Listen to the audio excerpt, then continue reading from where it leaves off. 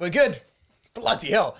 We managed to sneak one in, Pete, just before Christmas. Well, shit, two, actually. Yeah. So, guys, we're coming at you today. Episode 1 of 2. The first is, Pete and I wanted to, having let the dust settle on a few big events in the watch calendar this year, we thought it would be fun to look back. Once the dust has settled, people have had their thoughts, they aired their views on how it went. We've had time to consider how it went for us. We thought it would be interesting to take on those two subjects. And we're going to do it in half an hour, so hold us to that. We've got a clock up here, and whether we'll Never stick gonna to it, happen. oh God only knows.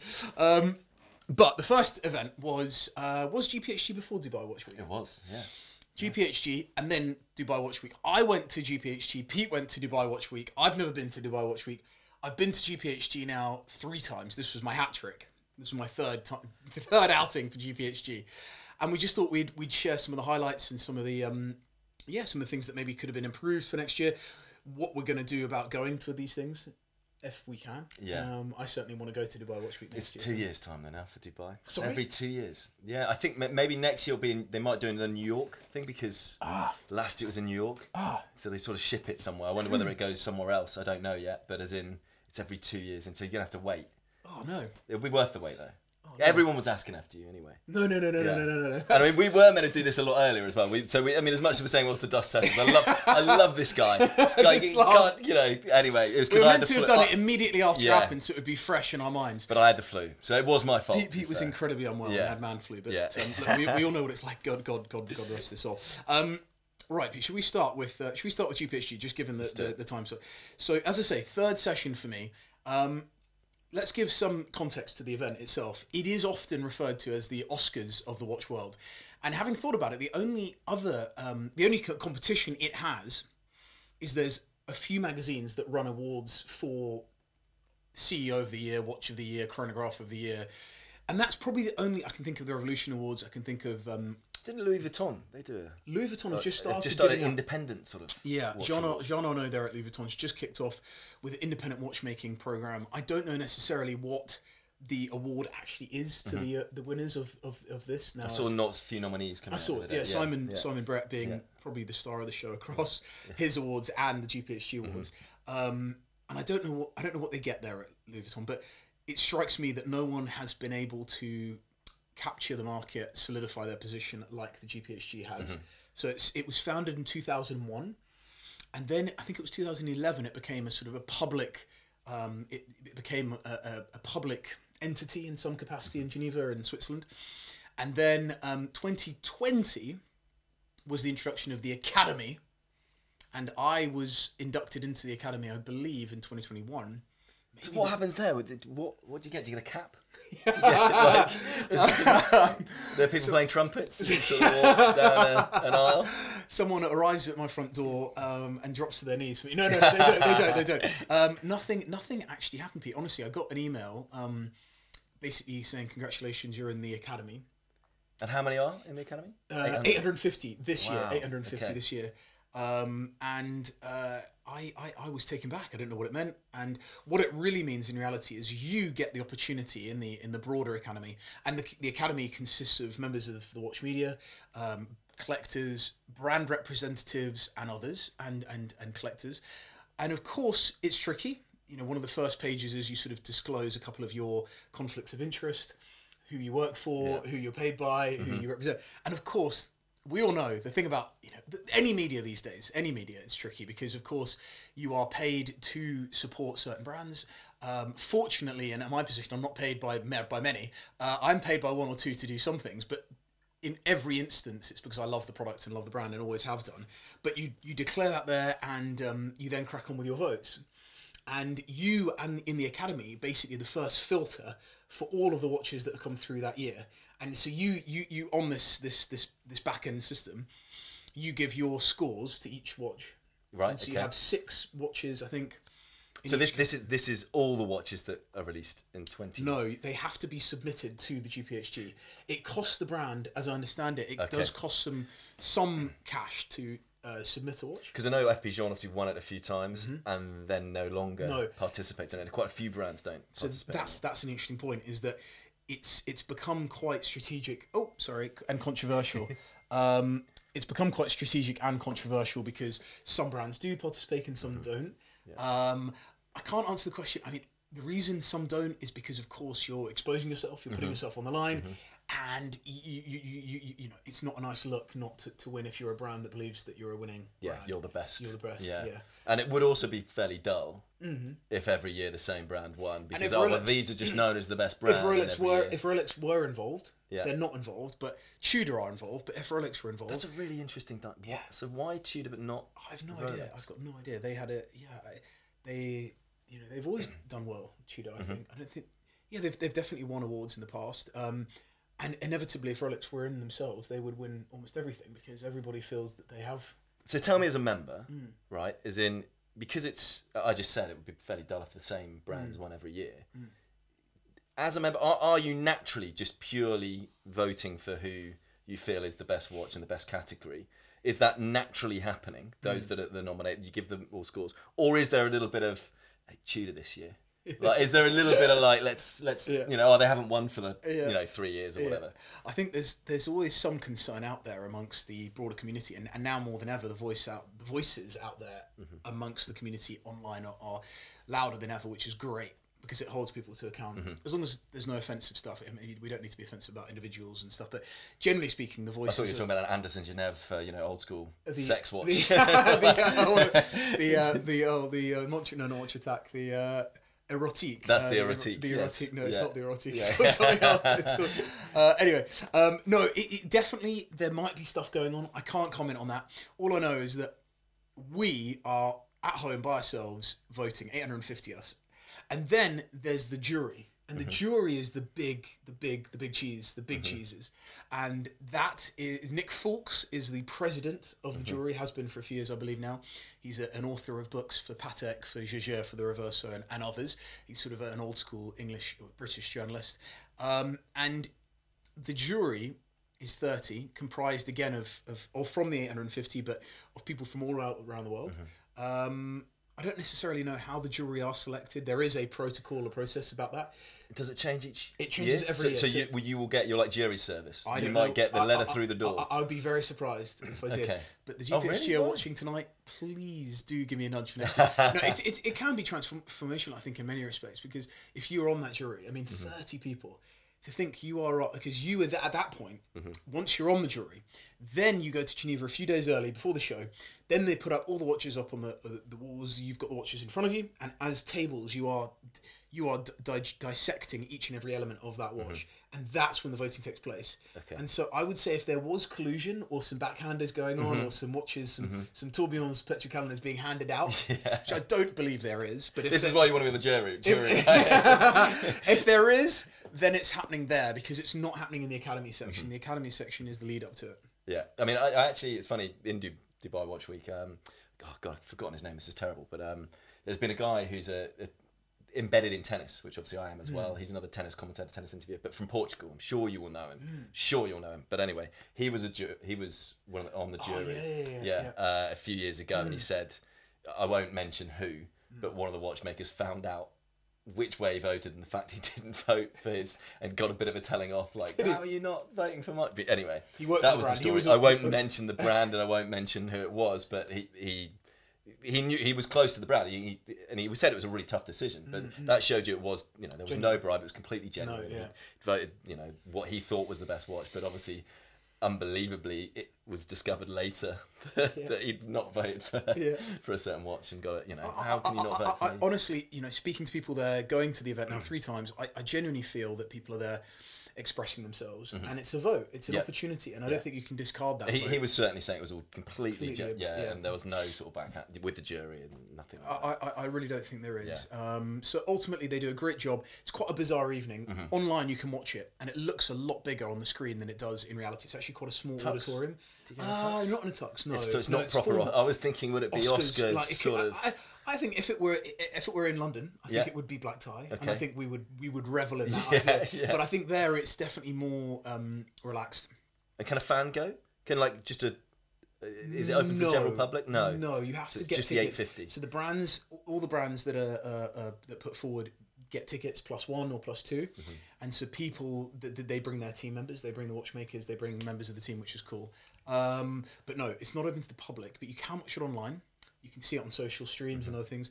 And then, of course, the articles, you know, I can see people from different media sitting there with their laptops immediately afterwards writing the winning watches going out live. So let's get to the watches. Who did you? So you didn't vote, but the ones that made the nominations, were they aligned to who you'd sort of ranked high throughout the year? Yeah. It's actually bloody hard, because what I didn't say was before you get to the rankings, you actually are asked online as a member to submit a number of watches that fall into the categories. Because that's what I find a bit bloody hard. It's bloody hard to think. And for that, you know, I might just put, you know, the Tudor Black Bay was in the under, I don't know, $3,000 category, and that you can immediately think of one or two, but it's very hard to actually think of a number. Yeah. So you have to. I don't know how many, you know, how much they contribute to that, how much they bring together from others, but no, ultimately the watches that were given to me as a choice, and then ultimately the ones that made it to the night in each category, I thought were representative of the best of the year from the brands that were there.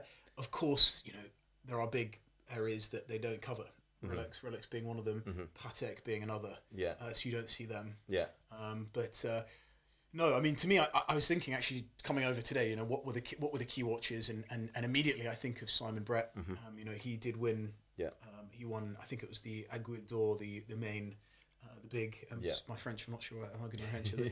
But yeah, I think he won the big one, which he has been the big one was AP, wasn't it? It was AP oh, actually, it might have been. Yeah, it was the big one. Was their big Code one? 11, Yeah, it was. What was it called? Master? Was it the Master? I don't know. Anyway, but that was the one that won the Aiguille d'Or. Yeah, God, there we go. Yeah. So Simon Brett did it in his category. I think he won the Artistic Cross. Yes. Actually, he won the Artistic Cross category. But no, that AP was really interesting, and then. That probably twinned with the fact that I thought we had a moment for the Code 1159, which we hadn't had yet, and then Mr. Benamias, the outgoing CEO at AP, did almost shed a tear on stage. Love him or loathe him, it was emotional. You know, he you could feel the moment was not lost on him, and in the years gone by, Max Buser, I can remember a speech from Max Buser last year, which was genuinely outstanding. Yeah, and then the same year, last year. Grand Seiko won the award for most complicated watch for that crazy Kodo watch they launched, and they flew the watchmaker who designed it. He was the mind behind it, and he gave the most incredible speech, and they honoured him by not really saying anything, just saying it's all about this guy. Yeah, get him on stage. He spoke. It was amazing. It's amazing. I mean, it's a nice link into the Dubai. I mean, I'm sure you watched Stephen McDonald's. Have you seen Stephen McDonald's speech? If anyone's not seen Stephen McDonald's talk at Dubai Watch Week, they've got to watch it. I think we can put a link. We have to put a link. Because we'll put a link. It was that incredible. I didn't know him. I didn't know him at all. Yes, I mean, my wife's Irish, but half Northern Irish as well. Slightly, you know, Romeo and Juliet sort of situation with their parents. But yeah, I mean, he was just absolutely. I don't know. That was mine. That's probably mine, wasn't it? I thought we're having shockers with it. Sorry. But no, I nearly. Well, I said to her just to watch it, because I just said, anyone not even involved in watches, you don't need to be involved in watches, just watch the speech, because it was so authentic. Yep. He clearly spoke from the heart. He was so humble, so down to earth. To see someone care that much about their own craft, and it didn't. You know, he could have been talking about, you know, making trousers for all we know. Like, isn't it? But it just shows you when someone's that invested into what they do, a true artist, and yeah, it was incredible to think, because he won the Aiguille d'Or the year before and couldn't speak. He didn't go because it meant too much to him. It would have hurt him too much had he not won or not got recognition. So he was too afraid to go. So he wasn't there. So this was almost like his speech in a way for winning the Aiguille d'Or. I'm sure I've butchered that name as well. But isn't so well, interestingly enough, just because my mind's running now, but we both love Sven Anderson from Anderson Geneva. You had a great experience in Geneva when you went and saw him there. He actually, along with his partner, he won an award that wasn't an award that was formally structured, but it was just one that the judges, the jury, thought was a lifetime award that they, on their discretion, gave to him for pioneering independent watchmaking. You know, he was really the godfather that set it all up and gave. Well, because he was the one who brought them all together, right? With the and that was really nice to see him get recognition, because it's great that the indies are doing so well. But I do find Sven Anderson. It's bizarre because I find his watches, because obviously one of his watches was nominated, and I thought this was The Rising Sun, the Rising Sun, which I thought was stunning. absolutely incredible. And that was also, I thought that was strange that it was almost in the women's category, because I said to you, I mean, he had two. He had two. Yeah. He had the Artistic Cross. He had the the Jumping Arctic Hour. Arctic Sun, was it? Maybe? No, this was a Benjamin Shee collaboration that they did. That was it. That was in the Yeah. in that female category. But it's a beautiful world timer with enamel dial. I'd wear that all day. Yeah, incredible. Like the fact there's a women's category, that for me, I was just like, that was amazing. And sorry, I don't think it was women's category. I think it was jewellery. I think it was recognised in that jewellery category. Because that was the only thing with the categories. Every time I look at GPHG, I'm always a bit surprised with what's in the women's or what's in the jewellery. I think that can be quite strategic as far as complications as then well. Again, people are voting for it. People are suggesting it. Guys and girls like me are putting them forward. So I think it's fun to suddenly see things popping up in different areas. I should note that Piaget, I was lucky enough to sit actually at the Piaget table with some amazing collectors, and actually next to Nick Fultz, the president.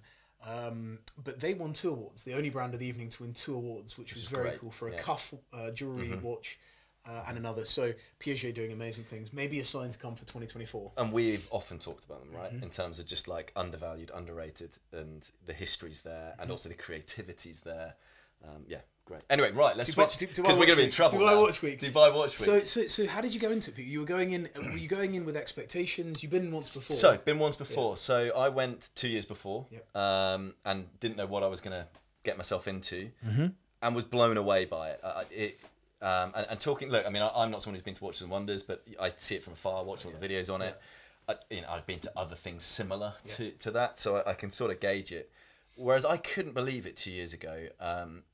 Just walk up, have a chat with Recep Reshepi, Ludovic Boulward, you could chat to him, there's Max Buser, and they're just there, and they're also just selling you their watches. And as, with all the independent watch guys, they're so passionate about their watches, and they're just happy to meet a fellow passionate person, because they know that you're there because you love watches. You're not there to try and buy it, because you can't purchase any of the watches. You can get yourself on the list for some. You can. But I heard that, and this is the most interesting thing for me, is that Siddiqui and Sons, they're the big retailer in the region. Yeah. And they're the ones that organise the whole of it. So it's genius from them. But if you did want to buy something, then it would be through them. Yes. And so any sales that do happen are through them. So they're very, very good. But it struck me as being very independent focused. Yeah. Even though Rolex were there. AP were there, Rolex were there, Tudor were there, Ulysses Nardin. And it's funny because... the other watch, About Effing Time, did a podcast about the more sort of mainstream of it, and it was actually really nice, because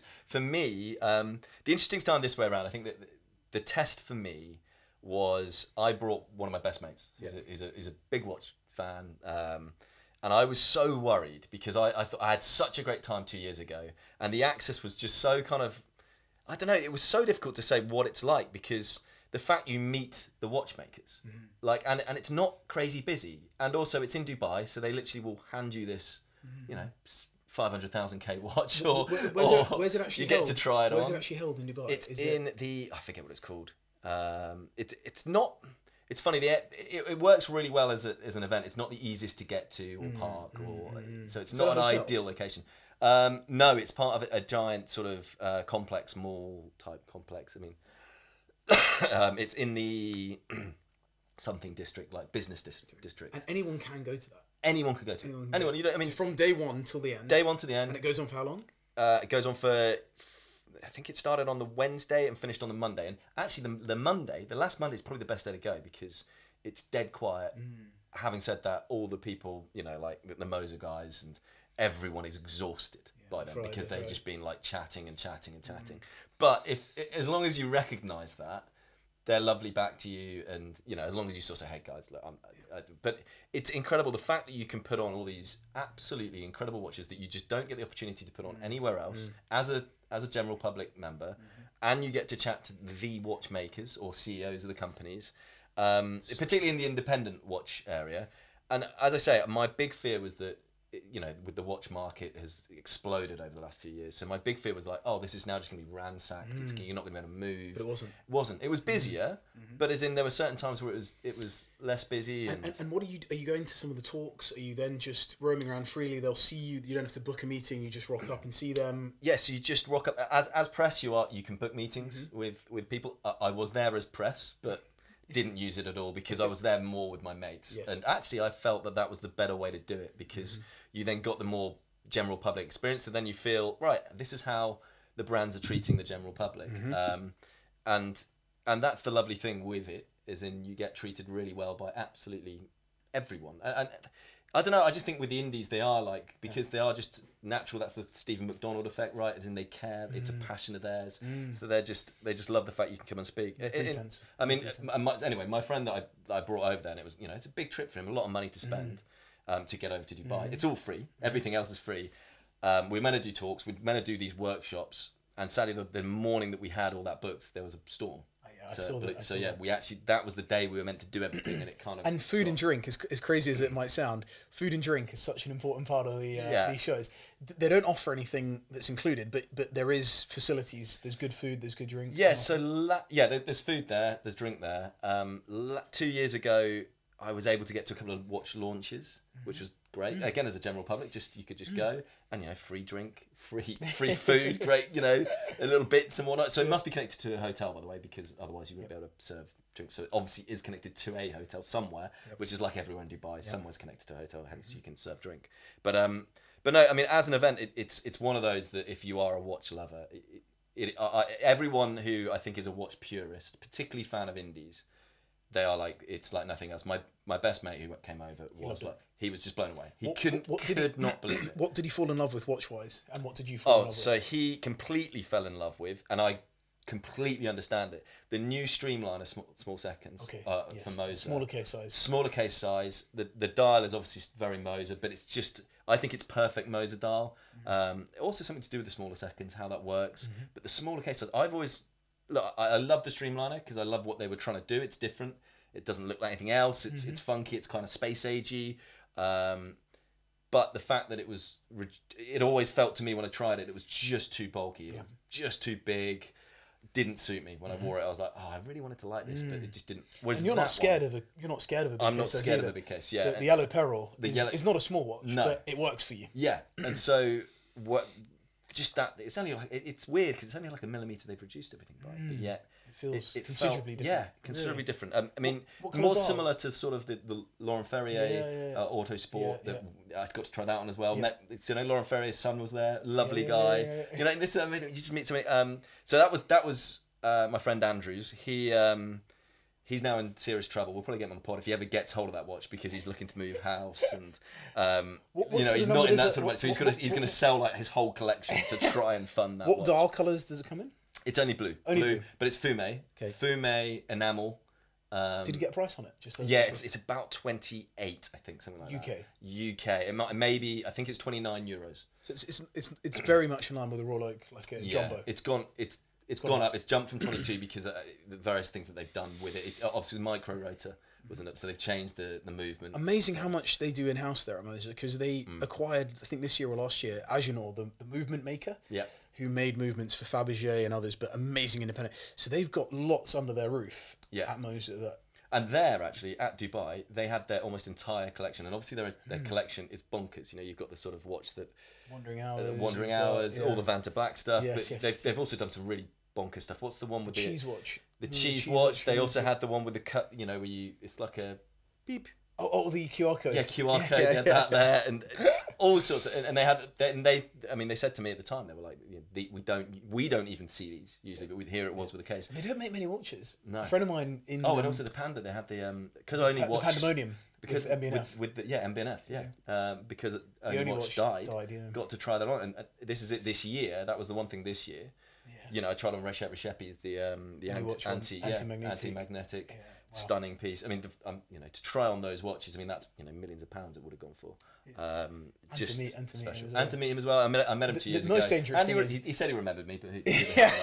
The most dangerous thing is you fall in love with the watches when you go in, but then you completely go hook, line, sinker once you meet the watchmakers, because then you realise, God, there's so much more depth to this than even just the watch. What did you fall in love with? Yes. So yeah, trouble. I think I know. Trouble. Where's yeah. your cap? Yeah, where's the cap? Yeah. This is a little teaser, a little hint as to what's to come. So yeah, for those that don't, yeah, that's De Botton. And actually going to the event, that was the one watch that I was most looking forward to see. I've always been a fan of De Botton. Yep. I love what they do with the cases, and as you know, I like something that's a bit different and space age. And I used to go in and try them on a Williams Sun. They were always too big. They never fit my wrist, and I was always like, oh, if only. And obviously back then you could get them for like 80% off on like Chrono 24. Yeah. They were collecting dust. Yeah. Now it's a different story, which is great because you know, I think Demi Flageolet is an amazing guy, and Pierre-Jacques as a CEO. But yeah, it was the Starry Seas. I mean, now there was a number of reasons I wanted to see this watch. I'm a tennis commentator, so I've seen it on Tommy Paul's wrist the whole year round. I've seen it on Jesper Gula's wrist the whole year round. And I was fascinated thinking, the watch looks so sort of delicate, and obviously the Starry Seas, the dial of it, we'll get some pictures up. Stunning. It's stunning, and every dial's different.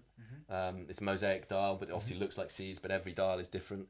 The thing you can't do with it actually on this one, unlike the other Seas one, it's not, or the other Starry Night, you can select stars. Yes. For maybe when you were born, or maybe if you had your son or daughter. The constellation, you can choose the constellation on the. Yes, but you can't with this one because of the mosaic. It's that tough to do. But picking up the watch, insanely light, and I mean you've had a bit of time with it, but also they are playing with legit watches. They are playing with actual De Botton watches, because have you interviewed either of them? I spoke to Pierre-Jacques a lot about it. I haven't interviewed. No, you should ask one of them next time we get the chance. Infuriating. So I was in Cancun, which is where Jesper Gula reached the final, the WTA finals, and so I watched and commentated on loads of it. But when you commentate, you're up in the box. She doesn't have any idea who I am.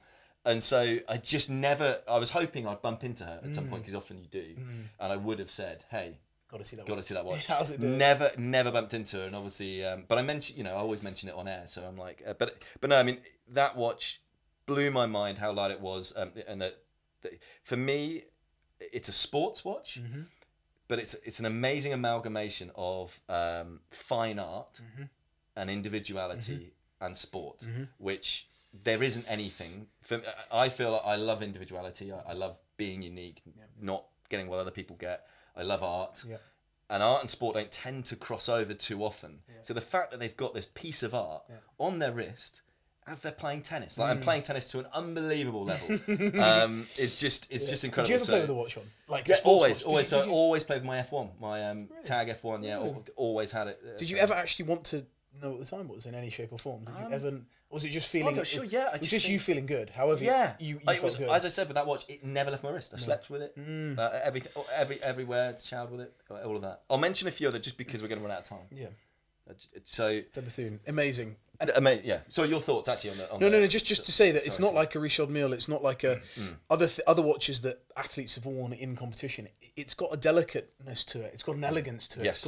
It's those lugs, those articulating lugs, the simplicity on the dial, and then the movement, the architecture on that movement is like a spaceship. Yeah. And the finishing is second to none. The black polishing on the movement, and it's just and the technology. Stunning. Incredible. The technology behind So hopefully 2024, we're not sure how it's going to happen. I've just bought a house. Might have to move out of the house. Strange things have happened on this podcast, or as a result of this pod for the last year with Pete and I. So hopefully, another friend of mine though put his name down on the list and said he got six months to 1 year. Oh, brilliant. Which there you go. Isn't too. And so now I'm like, I might just look at his. Yes. Because I'm not sure. I'd have to move stuff out as in to afford it. One last minute. What else did you fall in love with there? So just to make it, I'll run through what I thought was absolutely fantastic. It was actually a funny story. Doxa, I mentioned the sub 3000. Yes. So there's a few watch releases there, which I thought the watch releases in Dubai, I thought they were almost better than Watches and Wonders. Yeah. They had some incredible releases. Doxa, loved it. As in only 50 of them. It was Mother of Pearl, blue Mother of Pearl dial. Yeah, just like the Doxa really case. Cool. Doxa case, I thought it was cool. I just think, again, I love the story of Doxa in terms of great dive watch. Very nearly bought it, and it was quite funny. As I landed back in London, and I literally and ahed about buying it. I really can't afford it. I can't afford anything at the moment, just buying a house. So, as in, unless I'm selling. So, as in, as I landed, who was it who texted me as I landed? Yep. Mr. Tim Green from Subdial. And he's got one. And he went, Pete, you still in Dubai? Can you get me the doxer? And I was like, would you believe it? I was so close to it myself. Luckily, met another guy called Michael out there, lovely guy from Leeds. Going to try and get him on the pod, Yes. Because he's got some great stories. He was still out there. Only met him like a few days before, so I felt really bad saying, mate, do you mind picking up a... Anyway, he was an absolute legend. Picked up Tim one, and then he said he bought one for himself and one for another mate. They were that good because he said, having got there, he was like, actually, these are really cool. But anyway, so they were great. Ming, the sand watch that they released was incredible. Resonance, they always do an amazing mosaic. This time the mosaic, the eucalyptus. Resonance, yeah. Is eucalyptus that green? That green, yeah, so it's like a mosaic with the sandy colour. Sorry, forgive me. No, the eucalyptus was before. Sorry, they've done it. They've done 3 watches for Siddiqui and Sons. Yes. And this was the 3rd in the trilogy. And with the loom. Beautiful.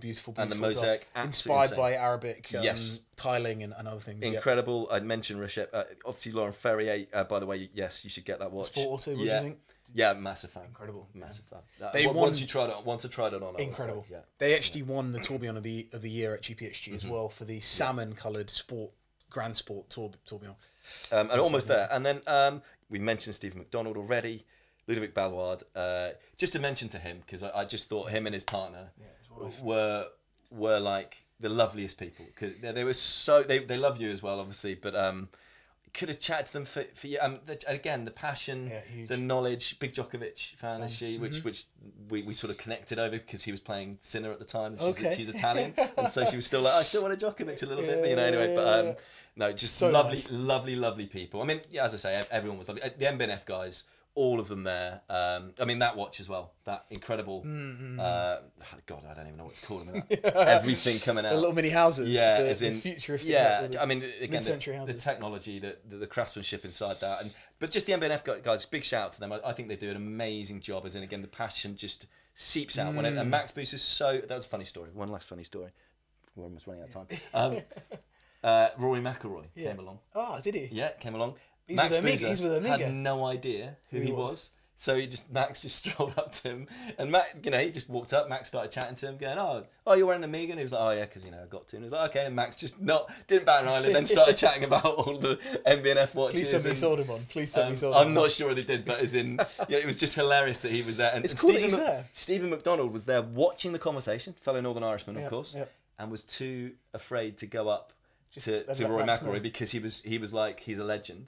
And obviously, I'm sure Rory McIlroy, Rory, if you're watching, I'm sure he would have loved to met, to me, Stephen McDonald is a legend. So it's like, it was just funny to show how humble he is. He's still that sort of shy guy. But anyway, we'll post that link with the speech. It was great. Incredible. People, there we go, guys. GPHG and Dubai Watch Week 2023. Hopefully next year we'll give you another update, but both, having been to both together maybe, just as a side 100%. Note. Thank you for joining. As always, leave your comments below, and we'll see you next time. Go well.